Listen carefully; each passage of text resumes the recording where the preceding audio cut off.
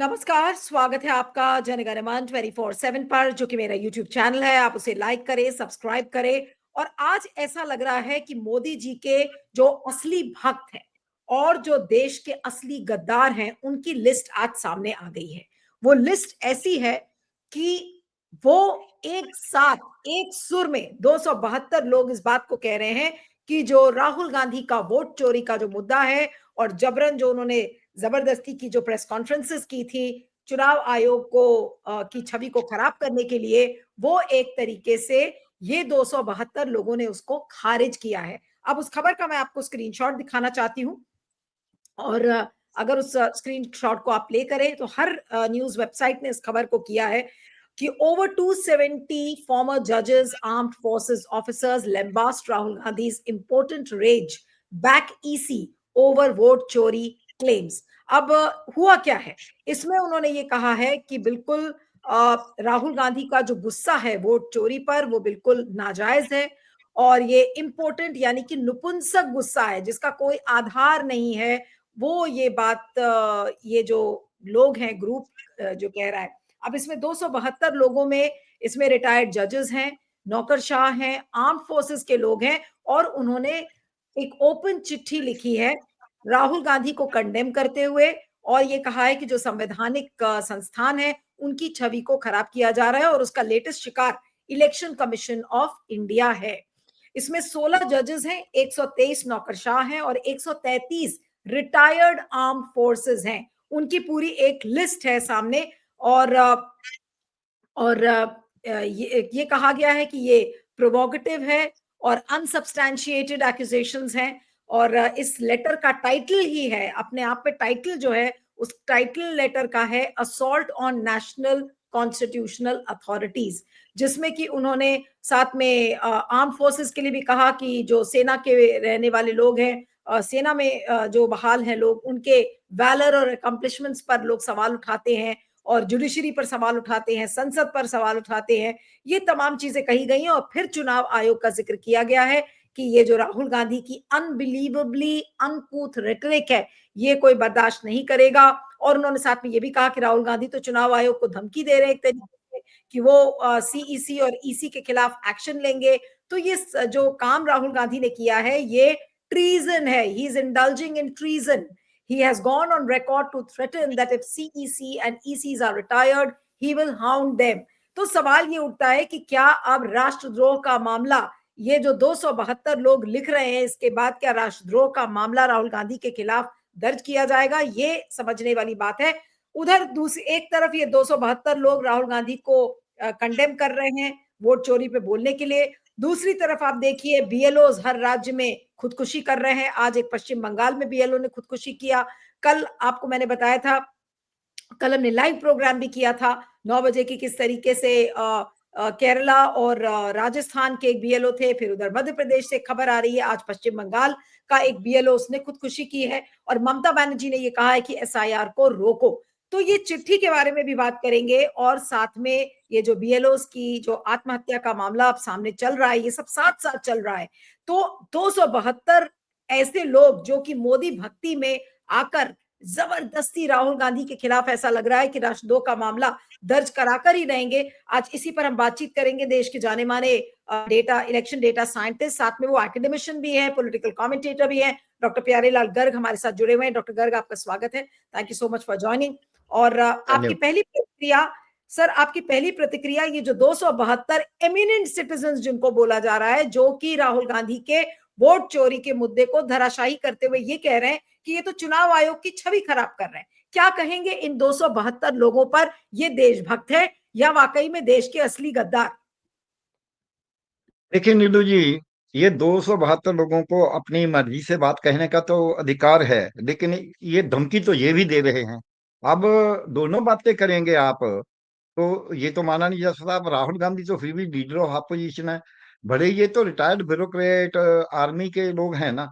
अगर आर्मी के लोग ऐसे रिटायर्ड, आर्मी में बहुत सा कुछ होता है, सब कुछ होता है, सभी सभी जो सेवाएं हैं, लेकिन उन्होंने अपनी सेवा कर दिया। इसके जो विपरीत तमिलनाडु में 500 ब्यूरोक्रेट इकट्ठे हुए, बड़े बड़े एकेडमिशियन इकट्ठे हुए, उन्होंने बोला कि ये वोट जो है देश का चुनाव का बड़ा गड़बड़ हो रही है। तो ये 272 है, उधर 500 है। ये अब आए हैं, वो पहले से आए हुए हैं, पहली तो इनकी बात तो ये है। तो इसलिए ये भक्त हैं, ये मोदी भक्त कह सकते हैं। ये जो धमकी दे रहे हैं, जो शब्दावली यूज कर रहे हैं, वो शब्दावली कोई इतने पढ़े लिखे लोग नहीं करेंगे। इम्पोर्टेंट कहना क्या मतलब है उनका, मैं बताता हूं, अगर ये बताना चाहते हैं। क्या हमारे चुनाव में ट्रांसपेरेंसी होनी चाहिए या नहीं, इस बात का ये जवाब दें। क्या जो वोट डल गया, उनकी जो क्षेत्र वाइज गिनती है कि कितने वोट डले, वो चुनाव आयोग को बताना चाहिए गिनती से पहले या नहीं। क्या चुनाव आयोग जो 2 चरण में 3 चरण में चुनाव करता है, चुनाव कंडक्ट करता है, उसमें क्या वो उसका कोई कारण अपनी फाइल पे रिकॉर्ड करता है कि मैंने ये 7-7 साल एक करके, एक छोड़ के, एक छोड़ के, एक छोड़ के क्यों किया है। उसमें तो प्रचार फिर दोनों तरफ होता है।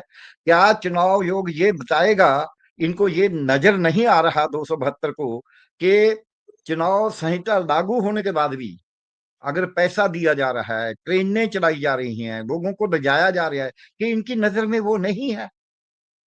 इनका चुप रहना उन ट्रेनों के चलाने पे, 5-5 हजार रुपया यहाँ से हमारे पंजाब से लोग गए हैं, तो उनको 5-5 हजार रुपया हर एक को दिया, साथ में और भी दिया है।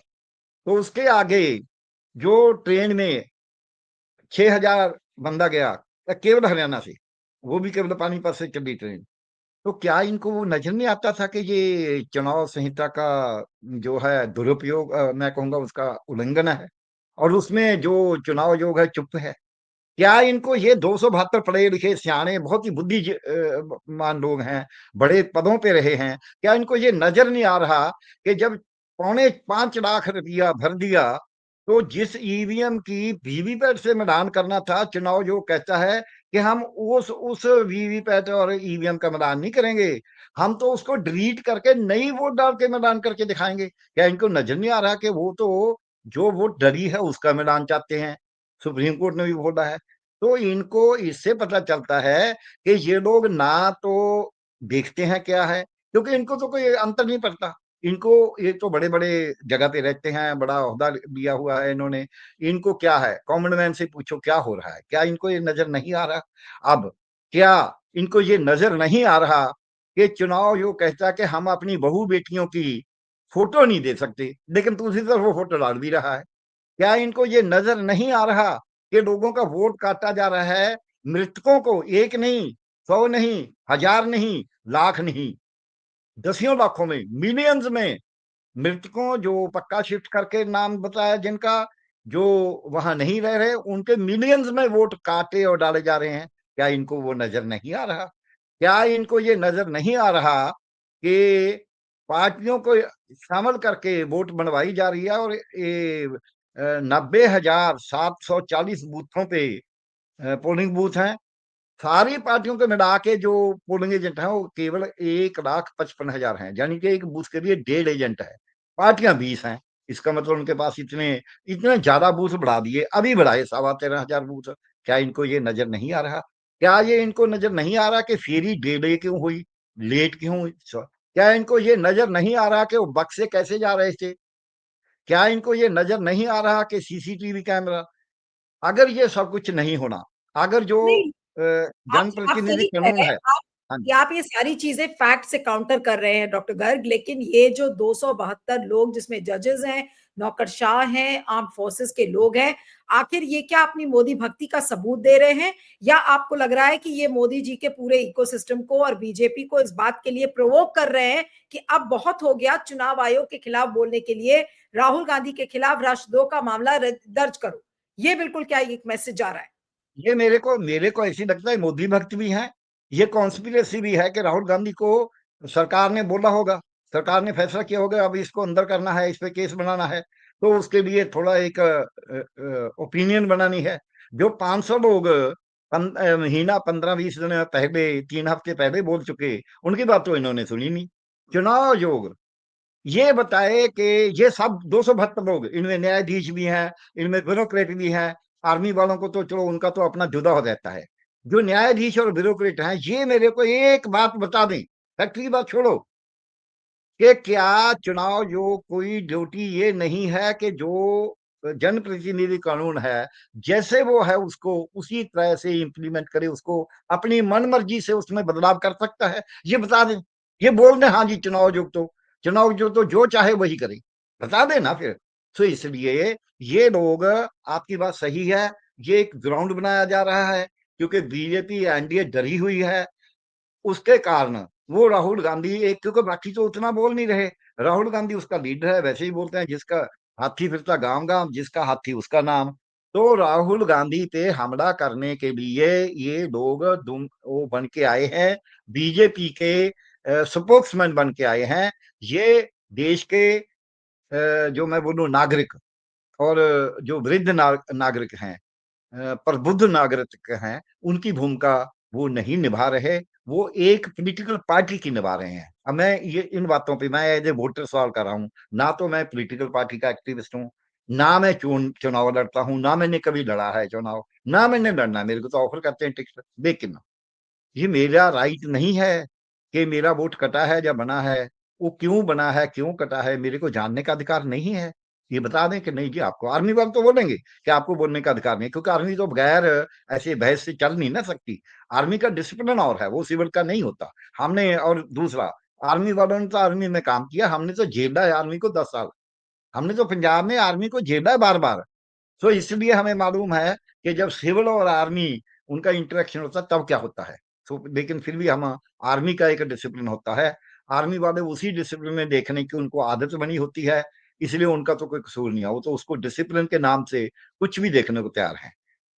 लेकिन मैं जो ब्यूरोक्रेट और जजेस हैं, क्या भले ही उनकी गिनती बहुत कम है, आर्मी वालों की ही ज्यादा है, क्योंकि ये आर्मी वाले बहुत से इनके साथ जाते हैं। इनका जो आइडिया है वो आर्मी का भी वही आइडिया होता है नॉर्मली, क्योंकि उनको कोई human rights and all that की बहुत बड़ी चिंता नहीं होती, और अगर वो चिंता करेंगे तो लड़ाई नहीं कर सकते, जंग नहीं कर सकते, उसमें मेरा कोई दो राय नहीं है। लेकिन सिविल सोसाइटी और आर्मी का एक अंतर रहता है, अगर वो अंतर को इन्होंने मिटाना है तो बड़ी खुशी से मिटाएं। मेरे को तो ये भी इसमें खदशा हो रहा है, डर हो रहा है कि कहीं ये रिटायर्ड जो हैं, ये वो जो लीक है उसको मिटाते मिटाते कहीं ये ना हो जाए कि आर्मी का रूल ही हो जाए इंडिया में, सिविल सिविल बिल्कुल। रूल ही खत्म हो जाए। हमने आर्मी का रूल का कोई ऑप्शन नहीं दिया, नहीं, लेकिन इसलिए मैं ये भी एक बात हो। बात मैं फिर से पूछना चाह रही हूँ डॉक्टर गर्ग, आपको लग रहा है कि ये बिल्कुल एक राष्ट्रद्रोह का या सेडिशन का मामला राहुल गांधी के खिलाफ बनाने के लिए ये एक भूमिका बनाई जा रही है, और ये जो चिट्ठी है ये वाकई में एक वार्निंग बेल है एक तरीके से? नहीं बनाई जा रही है, इसमें कोई दो राय नहीं है, मैं तो इसका पक्का ओपिनियन है मेरा। ये एक भूमिका बनाई जा रही है कि राहुल गांधी पे हमला किया जाए। अब मैं ये बात, तीन चार बातें इनसे पूछना चाहता हूँ। देखिए ये भूमिका बनाई जा रही है, लेकिन जो जो बोलते हैं कि इम्पोर्टेंट है, ये है, लांछन लगा रहे हैं ईवीएम उस पे, चुनाव जोग पे ला रहे हैं। मैं एक सवाल पूछता हूँ, जो डॉक्टर मरीज को मारता रहे ऑपरेशन थिएटर में ले जाके, मैं सर्जन हूँ, तो क्या उस पे लांछन नहीं लगाने चाहिए?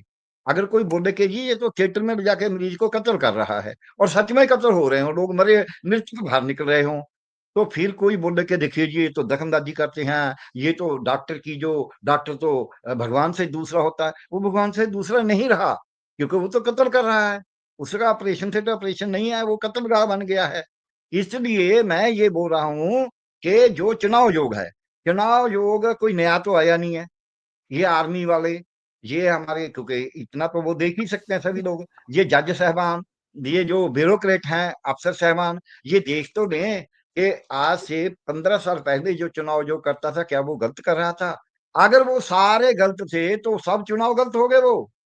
फिर तो अटल बिहारी वाजपेयी जी की 13 दिन की, 13 महीने की और 5.25 साल की सरकार भी गलत होगी, मोदी जी की भी 2014 वाली सरकार गलत होगी, बाकी तो गलत नहीं है। सो इसलिए ये बातें कहने में, और दूसरा ये भी है, ये भूमिका मैं क्यों कहता हूँ, आपकी बात सही है कि ये बनाया जा रहा है, क्योंकि तो लाखों लाख लोग हैं जो रिटायर हुए हैं। ऐसा तो है नहीं है कि ये कोई 272 में बहुत बड़ी बात होगी, मैंने 500 की बात भी बता दिया आपको दूसरी तरफ। सो ये एक पूरी गिनी मिची साजिश है, क्योंकि बिहार का चुनाव लूटा गया है। एक लाइन में मैं बता के इनसे पूछना चाहता हूं कि ये इन्होंने कभी ये देखने की कोशिश की है, 120 सीट्स ऐसी हैं बिहार में अभी जो चुनाव हुआ, जिनमें पोस्टल बैलेट जो है उसमें कोई और पार्टी जीती है, ईवीएम में कोई और जीती है। This one. दूसरा, जो 120 है उनमें से 110 वो हैं जिसमें बीजेपी पोस्टल बैलेट में हारी है, ईवीएम में जीती है। ये बता दें भाई ऐसा क्यों हो रहा है, इसकी स्टडी करवा लें। तो बहुत प्रबुद्ध लोग हैं, इनके पास तो स्रोत भी हैं, ये तो सबको जानते भी हैं और सरकार के भी नजदीक हैं, क्योंकि जो बोल रहे हैं तो सरकार से ही स्टडी करवा लें। सरकार से तो करवा ही सकते हैं, इनका तो हमारी तो कोई सुनता नहीं है, इनकी तो सुनते हैं ना, इनकी जो पावर है। एक बात। दूसरी बात दूसरी बात ये है, जब चुनाव आयोग को बोला जाता है कि भाई आपने जितने वोट शाम तक डरे हो, गिनती बताता क्यों नहीं, ये बता दें कि वो गिनती गुप्त क्यों रखता है। तीसरी बात, ये जब चुनाव आयोग ये कहता था कि लोग दूर दूर से आते हैं, वहां नेट नहीं चलता, थके होते हैं, इसलिए हम गिनती नहीं बता सकते। अब बिहार की कैसे बता दी? बिहार में भी तो 243 कॉन्स्टिट्यूंसीज हैं, दूर दूर से लोग आए होंगे, थके होंगे। क्या बिहार में बहुत अच्छा नेट हो गया अब? क्या बिहार में सड़कें बहुत अच्छी होगी? क्या बिहार में लोग थके हुए नहीं थे? और वो नहीं, लेकिन जहां आपको क्या लगता पचपन है की। कि ये हाँ जी। राहुल गांधी पर डॉक्टर गर्ग, लेकिन राहुल गांधी पर ये जो एक बड़ा अटैक ये 272 मोदी भक्तों ने किया है, जिसमें कि बड़े लॉयर्स हैं, सॉरी जजेस हैं, हम्म। ब्यूरोक्रेट्स हैं, आर्म हम्म। फोर्सेस के लोग हैं, हम्म। इसका जवाब कांग्रेस को कैसे देना चाहिए, या राहुल गांधी क्या इसका जवाब देंगे, या उनको देना चाहिए? आपके हिसाब से क्या लगता है? ठीक है, आपका ये भी प्रश्न ठीक है। मैं तो इसलिए एक्सप्लेन कर रहा था कि उनके जवाब में भी कोई जिसने देना हो, इन्होंने देना हो, जिन्होंने ये प्रश्न उठाए हैं वो अपना सोचना है भाई, इस बात को तो देखना चाहिए। जिन्हें जिसने इसका जवाब देना वो भी सोच ले। अब राहुल गांधी ने जो बोला है 3 बातें कि हम उस पर रेडी करेंगे, मतलब भले ही उस पे करेंगे, किसी और पे एसआईआर पे जो रेडी की बात कर रहे हैं, 3 बातें जो सामने आ रही हैं। एक तो चुनाव आयोग को लगाने के लिए, जब प्राइम मिनिस्टर की पार्टी एक पार्टी है चुनाव आयोग में, वो एक कंटेस्टिंग पार्टी है, उसके 2 लोग लगाते हैं, तीसरा अपोजिशन वाला है, वो तो फिर इम्बैलेंस हो गया। इन्होंने सीजीआई को क्यों निकाला? क्या वो ब्यूरोक्रेट वो सब बताएंगे? दूसरा बात दूसरा बात ये है कि जब जो ये बताने की जरूरत है। दूसरा, उसने बोला है कि ये चुनाव आयोग पे कोई केस नहीं हो सकता रिटायर होने के बाद। कोई इसका तो मतलब है किसी डॉक्टर कत्ल करता जाए, लेकिन वो आप उसको इम्यूनिटी दे दो कि इस पे केस नहीं हो सकता, भले ही कत्ल करता जाए। तो ये जायज है? तो ये ब्यूरोक्रेट हैं, प्रबुद्ध हैं, ये हमें बता दें कि हाँ जी, हमारे प्रजातंत्र में तो यही है कि जो डॉक्टर है वो भगवान से दूसरा रूप है, वो मरीज को मारे छोड़े, ये तो उसी की इच्छा है, लेकिन उस पर कोई उस पर उंगली नहीं उठानी चाहिए। बोल दें ना, बताएं ना। एक राहुल गांधी को अकेले को बोलते हैं, पूरे देश में बताएं, देश की 145 करोड़ जनता को कि भाई अगर कोई डॉक्टर अपने ऑपरेशन थिएटर में ले जाके लोगों का कत्ल करता रहे, उस पर उंगली नहीं उठानी, क्योंकि वो भगवान से दूसरे नंबर पे है। तो ये चुनाव आयोग तो भगवान से दूसरे नंबर से नहीं माना जाता समाज में। चुनाव आयोग तो एक अधिकारी है, लेकिन डॉक्टर को तो भगवान का दूत मानते हैं। तो फिर उस पे उंगली नहीं उठानी चाहिए किसी। ये अगर ये बात सच है, ये मान लेते हैं इनकी, भी चुनाव आयोग में जो धांधली करनी है, तो फिर ब्लू स्टार क्यों किया था? आर्मी ने किया ना, इन्हीं ब्यूरोक्रेटों ने सपोर्ट किया ना। ये बताएं कि ब्लू स्टार गोल्डन टेम्पल पे क्यों हुआ था? इन्हीं आर्मी वालों से, इन्हीं ब्यूरोक्रेटों से, इन्हीं जजेस से वो क्यों हुआ था? ये बताएं। उन लोगों को जो बस में से निकाल के लोगों को मारते थे, उन पे सजा, उनको सजा क्यों हुई थी? जहां उनको गोली क्यों मारी गई थी? ये बता दें ना। फिर तो बस पे उतार के मारना जायज था, वो मार रहे थे ना। अगर ऐसी बात है तो गोल्डन टेम्पल पे अटैक करना तो जायज नहीं था, क्योंकि चुनाव आयोग तो बहुत पवित्र है, लेकिन गोल्डन टेम्पल तो उससे भी ज्यादा पवित्र है। तो इसलिए ये अपनी एक भूमिका बना रहे हैं, आपने सही बोला। लेकिन कांग्रेस को जो आपका सवाल है उसका जवाब नीडू जी ये है कि ये रैली इनको बड़ी करनी होगी। केवल ये नहीं कि कांग्रेस करे, कांग्रेस तो पूरा जोर लगाए लगाए, लेकिन बाकी विपक्षी दलों को भी लगाना होगा। नहीं तो हमारा लोकतंत्र, राहुल गांधी को तो पकड़े या ना पकड़े, केस उस पर बनाए या ना बनाए, लेकिन सभी लोगों को ये अंदर करेंगे। अब ये ब्यूरोक्रेट, मैं क्यों बार बार बोल रहा हूं, जब मोदी जी बोलते हैं कि 70,000 करोड़ रुपया इसने खाया है, हम इसको छोड़ेंगे नहीं, जब उनकी पार्टी में आ गया वो 70,000 करोड़ कहीं गया? तो ये बता देना ब्यूरोक्रेट, ये जजेस बता देना।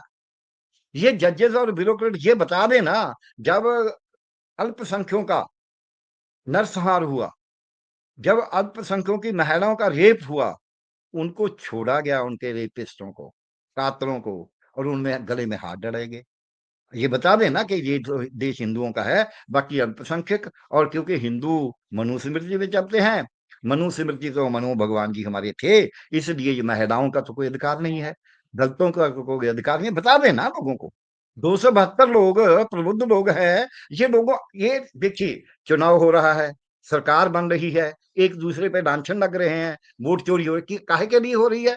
इसलिए कि देश को चलाना है, देश की 143 करोड़ जनता को जवाब देना है, एक अच्छा प्रशासन देना है, कानून के हिसाब से देना है, न्याय देना है, काम देना है लोगों को, शिक्षा देनी है, स्वास्थ्य। इसीलिए हम सरकार का चुनाव करते हैं ना, नहीं तो चुनाव आयोग की जरूरत क्या है?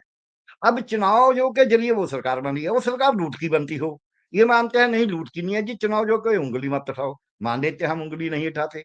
तो ये तो बता दे भाई, जो 500-500 वोट एक घर में, 200-200 वोट मृतकों का वोट चुनाव आयोग बना रहा है, लोगों को बताता नहीं है। जब मोदी जी बोलते हैं, जब इतना इतना पैसा दिया जा रहा है, उस पर चुनाव आयोग चुप रहता है, दूसरे को पकड़ता है, तो चुनाव आयोग निष्पक्ष है या नहीं? चुनाव आयोग को निष्पक्ष होना चाहिए या नहीं, इसका जवाब दे एक तो ये ब्यूरोक्रेट। और यही सवाल राहुल गांधी अपनी रैली में रेज करें कि जी बताइए निष्पक्ष हो जाना। दूसरा, उस पर पारदर्शी ट्रांसपेरेंट होना चाहिए या नहीं, ये बता दें। राहुल गांधी भी यही सवाल को उठाए। तीसरा, क्या उसको जवाबदेह होना चाहिए, accountable? Should the election commission act as an accountable election commission or non responsive?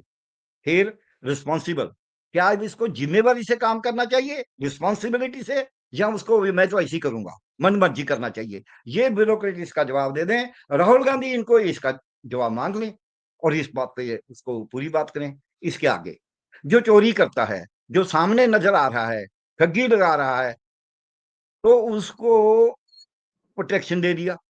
अब कोई जितने लोग पैसे दे दे के भाग जाएंगे, वो आप उनको प्रोटेक्शन दे दो कि जी जो भाग गया अब उसको आप एक्शन नहीं ले सकते, फिर तो बात ठीक है, फिर तो बात ही खत्म होगी ना। तो इसलिए ये इस सवाल का भी जवाब दे दें। अब जो चुनाव आयोग है, चुनाव आयोग कहता है मैं महीने में एसआईआर, चुनाव आयोग से ये पूछ लें कि भाई तेरे को एसआईआर का 24 जून को कैसे सपना आया? मैंने आरटीआई में कागज मांगे थे, इन्होंने कोई कागज नहीं दिया मेरे को, ठीक है? तो ये 272 लोग बोल देना भी आरटीआई को निरस्त कर दो, राइट टू फूड को निरस्त कर दो। 80 करोड़ लोगों को ऐसी आप अनाज दे रहे हैं, 270 लोग, ये फार्मर, जजेस, आर्म्ड फोर्स ऑफिसर्स, और जो बाकी लोग हैं ब्यूरोक्रेट्स, ये जवाब देने के भाई 80 करोड़ का अन्न क्यों देते हैं, बंद कर दो इनको। बोल देना, ये बोल देना, लोगों में बाढ़ आती है, लोग भूखे मरते हैं, मरने दो। वो तो कीट पतंग हैं, वो इंसान तो है ही नहीं, गरीब हैं, निरक्षर हैं, स्वस्थ नहीं है उनका, साफ नहीं रहते, गंदगी फैलाते हैं, फिर तो ये इनकी बात माने तो यही हो जाएगा। इनको तो वो आती है 272 को, 70 को। तो इसलिए इनके लिए ये सवाल है कि देश की 145 करोड़ जनता यहाँ की बराबर की अधिकार है, रखने वाली है या नहीं है? यही सवाल राहुल गांधी को उठाना चाहिए अपनी उसमें। तीसरा, इसके आगे ये है कि जो चुनाव है, चुनाव में जो जो किताब में लिखा हुआ है, चुनाव की किताब में चुनाव आयोग ने लिखा है, क्या उसको मानना चाहिए, उसकी पालना करनी चाहिए जैसे लिखा है, या नहीं करनी चाहिए? ये भी जवाब दे दें, राहुल गांधी भी ये सवाल उठा ले, क्योंकि सवाल तो वही है। अगर ये सब कुछ हो रहा है, चुनाव जिम्मेवारी से नहीं हो रहा, वोट गलत बन रहा है, वोट गलत कट रहा है, झूठा वोट पड़ रहा है, चुनाव संहिता को लागू नहीं किया जा रहा, मन मर्जी से उसका प्रचार भी चल रहा है, निष्पक्ष नहीं हो रहा, तो फिर भाई ये बता दें कि लेकिन इम्पोर्टेंस डॉक्टर, कौन दिखा रहा बिल्कुल, है। एक मिनट, एक लाइन में, इम्पोर्टेंस कौन दिखा रहा है? क्या चुनाव आयोग इम्पोर्टेंस दिखा रहा है, जब उसको प्रश्न करने वाले, उसके किंतु करने वाले इम्पोर्टेंस दिखा रहे हैं? इम्पोर्टेंस किसकी है? अगर देश की डेमोक्रेसी की बात करें तो चुनाव आयोग इम्पोर्टेंस दिखा रहा है, और अगर देश की हम करें कि जिसकी जो मर्जी हो वो करे, अपनी मन मर्जी से सरकार को चलाए, तब तो फिर राहुल गांधी इम्पोर्टेंस दिखा रहा है, इसमें तो कोई दो राय नहीं है। नहीं देखिए डॉक्टर गर्ग, एक चीज और भी है जो मैं पूछना या आपसे चाह रही हूँ, मेरा आखिरी सवाल है हाँ ये जी। आपको कि अब या जैसे कि वोट चोरी पर खुलकर उतर आए हैं राहुल गांधी और जी। जी। कांग्रेस, सब लोग जो भी बोल रहा है, खुलकर लोग उतरे हैं वोट चोरी के खिलाफ, तो क्या इस वजह हम्म। से अब ये 272 लोगों को पूरा लाव लश्कर लेकर और मोदी को बचाना है, चुनाव आयोग को बचाने का बीड़ा इन लोगों ने उठा लिया है, ताकि ये दिखा सकें बिल्कुल। कि भाई राहुल गांधी गलत है? नहीं नहीं, बिल्कुल उठाया है। ये दिखा सके नहीं, दिखाने की कोशिश कर रहे हैं, प्रयास कर रहे हैं। ये मैं नहीं मानता ये दिखा पाएंगे। धक्के से तो कुछ भी हो जाता है, धक्के से तो किसी भी पकड़ के अंदर कर दो। ये तो करती रहे हैं, दो सीएम को भले ही हमें उसको अच्छा माने या बुरा माने। केजरीवाल को अंदर किया था, हेमंत सोरेन को किया था। वो क्या किया था? चुनाव के समय किया था ना। तो इसमें कोई दो राय नहीं है। दिल्ली में जो हुआ, दिल्ली के इनके एमपी के घर में, ये लोग, एक बात मैं एक आंकड़ा दिखाना चाहता हूँ। ये एक ये मेरी नहीं बनाई हुई, ये बड़े बड़े अखबारों की रिपोर्ट है। ये लोकसभा के पहले की, आज की नहीं है। ये राहुल गांधी तो बोल नहीं रहा क्योंकि उसने तो नहीं बोला। ये बिहार में, अभी बिहार के चुनाव की हम बात कर रहे हैं। बिहार में लोकसभा के चुनाव से पहले जनवरी में 2024 में जो 20 से 29 साल के लोग थे, 20 से 29 आयु में, उनका 1,60,61,61,हजार और कुछ कितना, 649, 600, इतना वोट बना दिया। अब उसकी जो टोटल पॉपुलेशन है वहां, वो 2,11,21,00,000 है। 2,21,00,000 में से 1,54,00,000 पहले ही बने हुए थे वोट। 1,54,00,000 पहले बने हुए थे। 20 से 29 वाले जो 18 साल या 18 साल वर्ष की आयु से बड़े हैं, उनके पहले, उनकी जो पूरी जनसंख्या वहां बिहार में, वो 2,21,00,000 है। ठीक हो गया।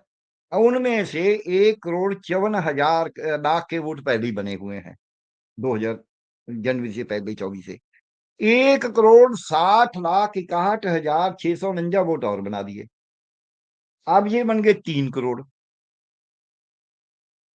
3,14,00,000। अब 2,21,00,000 की तो आबादी है उस आयु वर्ग की। उसमें 3,14,00,000 वोट बन गई है। वो बनाए तो चुनाव आयोग ने है, और गणेश कुमार तब इसमें था। भले वो मुख्य चुनाव आयुक्त नहीं था, चुनाव आयुक्त तो था ही। अब गणेश कुमार को ये बोलते बहुत दूध होता है, उसपे तो लांछन नहीं लगना चाहिए। उसमें तो चिट्टी जो सफेद कमीज है उसे खिंटे नहीं पड़ने चाहिए। अगर वो सफेद कमीज खून से रंगी होगी, हमारी डेमोक्रेसी के खून से, प्रजातंत्र के कत्ल के खून से, तो चिट्टे तो दिखेंगे। एक लाइन में बोलूंगा, हमारे गुरु ग्रंथ साहब ने लिखा है, चिट्टे जिनके कपड़े, सफेद कपड़े हैं जिनके, चिट्टे जिनके कपड़े, मैले चित्त कठोर जियो। उनका मन कठोर है, उनका मन मैला है। ये 272 के लिए बोल रहा हूं मैं। चिट्टे जिनके कपड़े, मैले चित्त कठोर जियो, बारों तो तुमड़ी। बाहर से तो बहुत शान किया है, बहुत शुद्ध बने हुए, अंदर विष नकोर जियो। अंदर जहर, ये पॉइजन है, इसमें विष है। तो इनके अंदर विष भरा हुआ है। वो विष गरीबों के खिलाफ है, वो विष विपक्ष के खिलाफ है, वो विष न्याय के खिलाफ है, वो विष पारदर्शिता के खिलाफ है, वो विष जिम्मेवारी के खिलाफ है, वो विष जवाबदेही से खिलाफ है, वो विष उन लोगों के खिलाफ है जो बराबरता की बात करते हैं, समानता की बात करते हैं, रोजगार की बात करते हैं, स्वास्थ्य की बात करते हैं, शिक्षा की बात करते हैं, पर्यावरण की बात करते हैं, जो महिलाओं के अधिकारों की बात करते हैं, अल्पसंख्यकों की बात करते हैं, दलितों की बात करते हैं, ग्रामीणों की बात करते हैं, साधनहीनों की बात करते हैं। उनके जो विष भरा हुआ है, उनके खिलाफ, जो उसके खिलाफ बोलता है, उसके प्रति भी इनका विष भरा हुआ है। अब ये तो विष के एक पॉट है। इनका जो पिक्चर है, पिक्चर एक पॉट होता है, उस पॉट में पूरे का पूरा अमृत नहीं है। ये बोलते हैं अमृत काल है, ये अमृत काल नहीं है, ये विष काल है। उसमें अमृत काल में तो अमृत होना चाहिए कलश में, इनके कलश में विष भरा हुआ है। विष मैंने बता दिया, डेमोक्रेसी को मारने के लिए, सब करने के लिए।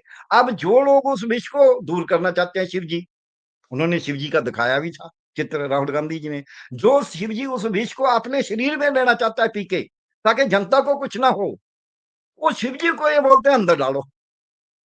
मैं राहुल गांधी को शिव जी नहीं बोल रहा, मैं उस बिल्कुल बिल्कुल। जो है कहानी, उसके बाद में जो शिव जी विषय संसार से खत्म करना चाहता है, उसको बुरा बोलते हैं कि ये तो सांप सांप गल में डाल के रखता है, ये तो ऐसे ही बिल्कुल। रहता है, ये तो काला है, ये तो ऐसा है। इसी रूप में अगर उस जो दृष्टांत है उसको आज के डेमोक्रेसी पे लगाएं, तो ये लोग वो हैं जो हमारे प्रजातंत्र का कत्ल करते हैं हर तरह से, और जो उसको बचाने की कोशिश करता है उसको वो सजा दिलाना चाहते हैं। ये बिल्कुल। है इसमें। अब एक लास्ट आपका जो सवाल था उसका ये बात मैं कहने को तैयार हूं कि कांग्रेस को, बाकी विपक्षी दलों को, केवल दलों को नहीं, आप तो कर ही रहे हैं, हम तो कर ही रहे हैं, बहुत से लोग जो प्रबुद्ध लोग, बहुत से देश के देशभक्त बैठे हैं यहाँ। मैं उस धरती से आ रहा हूं जिस धरती में 19.5 साल की उम्र में करतार सिंह सराबा फांसी चढ़ता है। उसको जज साहब, ये जो जज है ना यहाँ, वैसे ही जज थे वो भी, उन्होंने बोला कि आप अपना बयान बदल दो, हम छोड़ देंगे। उन्होंने बोला नहीं, उन्होंने बोला मैं टाइम देता हूँ आपको, एडजर्नमेंट जिसको बोलते हैं, और तारीख। उन्होंने बोला जितनी मर्जी तारीख दो, हमने अपना बयान नहीं बदलना। उधम सिंह को भी यही बोला गया था, भगत सिंह को भी यही बोला गया था। भगत सिंह के पिताजी ने एक चिट्ठी लिख दी तो उन्होंने बोला वापस लो, हमने तो अपील भी नहीं डालनी। तो राजगुरु सुखदेव, हमारे बबर अकाली, मैं आपको ऐसी ऐसी, इन्होंने कभी इतिहास पढ़ने की कोशिश की हो तो एक जो गदरी बाबे थे, सजा दी उसको, फांसी की, मौत की सजा दी, मृत्यु दंड दिया जज साहब ने। ये जज साहब बैठे हैं ना, इनके लिए इसलिए बोल रहा हूँ। तो जज साहब ने जब वो दंड दिया तो उसने बोला अच्छा बस आपके पास इतने दंड देने की शक्ति है, कोई और दंड दे देना। तो इसी पे बोला लगा लो जोर, हम वो लोग हैं। इससे आगे दूसरा आया, उसको जीवन कारावास दिया। उन्होंने बोला मेरे को जीवन कारावास क्यों, केवल मेरे को फांसी क्यों नहीं दे रहे? इनमें से किसी 270 में किसी में है ये कहने की हिम्मत बोलनी? तो ये आजादी हम पंजाबियों ने विशेष करके, पूरे देश के लोगों ने, पूरे देश के, यूपी से आए, बिहार से आए, बंगाल से आए, तमिलनाडु से आए, इतनी दूर दूर से, सुदूर से लोग आए, बाहर गए, गोलियां झेली, बजबल घाट, ये बिहार के साथ ही है ना कलकत्ता, बजबल घाट पे हमारे गोलियां चली। तो इन जो 270 प्रबुद्ध लोग हैं, बड़े अच्छे लोग हैं, बड़े पढ़े लिखे हैं, बड़े ही ज्ञान वाले हैं, तो इनको एक इनमें बताओ जो बोले अच्छा जी, अगर गणेश कुमार, पहले तो न्याय की बात करता हूँ, अगर गणेश कुमार ऐसी बुरी बात कर रहा है तो मैं गणेश कुमार को कहता हूं कि आप ठीक करो, कम से कम इतने तो बोल देना। ये 272, अगर इनमें हिम्मत है, ये बोल दें कि देखिए जी गणेश कुमार को कानून लागू करना चाहिए, और पारदर्शिता, ट्रांसपेरेंसी रखनी चाहिए, अकाउंटेबिलिटी होनी चाहिए, रिस्पॉन्सिबिलिटी होनी चाहिए, और जो है हमारा ट्रांसपेरेंसी, अकाउंटेबिलिटी, रिस्पॉन्सिबिलिटी, ये होना चाहिए। अगर ये नहीं है तो गणेश कुमार गलत है। ये अगर इनमें हिम्मत है, या तो ये बोल रहे, क्या बोल रहे हैं, हमारे देश में कोई ट्रांसपेरेंसी नहीं चाहिए, बोले ना, कोई ट्रांसपेरेंसी की जरूरत नहीं, कोई अकाउंटेबिलिटी की जरूरत नहीं, कोई रिस्पॉन्सिबिलिटी की जरूरत नहीं, आप जो चाहें ठगी करो। बिल्कुल। दोनों में से एक बात बता दे। बिल्कुल। चलिए, तो आपने बहुत अच्छे से बेनकाब कर दिया इन 272 लोगों को, जिसमें कि नौकरशाह हैं और जजेस हैं, आर्म्ड फोर्सेस के लोग हैं। लेकिन सवाल ये उठता है कि क्या राहुल गांधी के खिलाफ देशद्रोह का मामला ये लोग अब दर्ज करेंगे? उसके लिए भूमिका बना रहे हैं। उसको हम लोगों ने पिछले 33 मिनट में डॉक्टर गर्ग ने इसको समेटा है। तो कांग्रेस को भी इस पर विचार करना होगा। सब जो समाज के सभी लोग हैं, सबको विचार करना होगा कि आखिर ये मामला कहाँ पर जाएगा। आपका बहुत-बहुत शुक्रिया doctor Garg. Thank you so much for joining. Thank you.